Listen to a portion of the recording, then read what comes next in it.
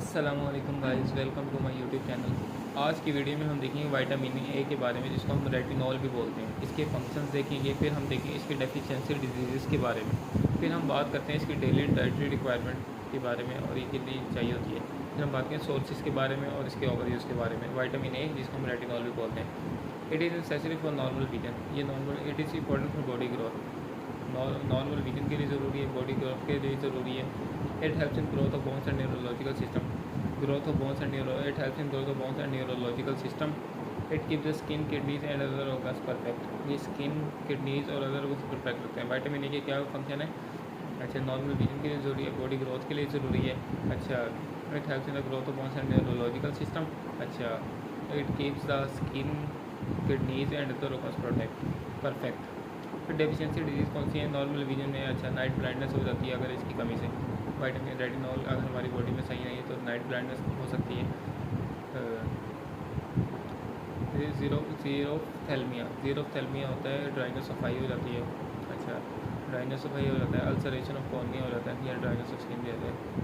केराटोमलेशिया होता है, ulceration of cornea का केराटोमलेशिया हो जाता है, और ड्राइनेस ऑफ स्किन। केराटोमलेशिया और ड्राइनेस क्या हो जाता है इसमें? नाइट ब्लाइंडनेस हो जाता है, ड्राइनेस ऑफ स्किन हो जाती है। अच्छा, केराटोमलेशिया, अल्सरेशन ऑफ कॉर्निया होता है, और ड्राइनेस ऑफ स्किन। ये हैं इसके डिजीज़, डेफिशिएंसी डिजीज़। अब डाइटरी रिक्वायरमेंट क्या है इसकी? डेली की 600 mcg per day, 600 mcg per day, microgram per day.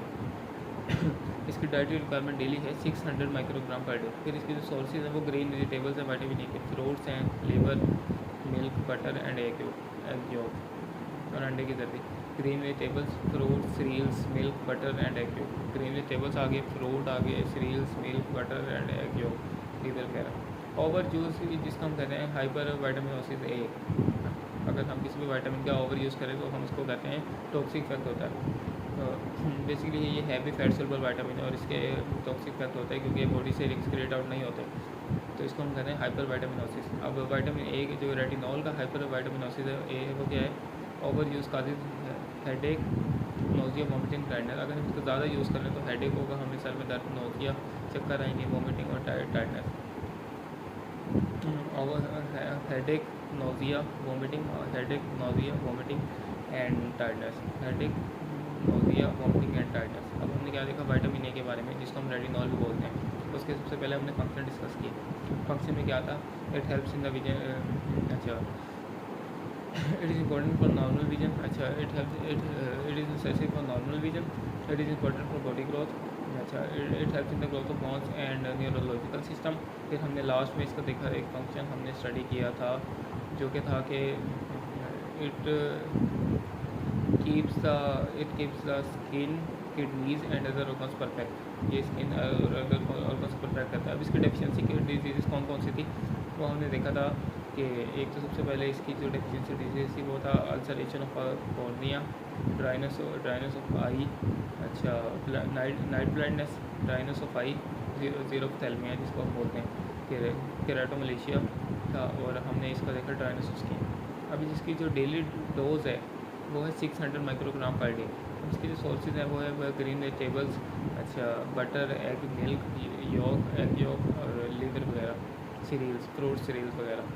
अच्छा, इसके जो ओवर यूज़ है उससे क्या होगा? नोज़ी होगा, वॉमिटिंग होगी, टायर्डनेस और हेडेक। तो ये थी बेसिकली रेटिनॉल का हमने आज देखा विटामिन ए का। अब विटामिन इसमें फैट सोल्युबल विटामिन के कौन से होते हैं? के E D A. Vitamin D के बारे में हम देखेंगे, जिसको हम बोलते हैं कैल्सिफेरोल। आई होप कि वीडियो आपको अच्छी लगी होगी।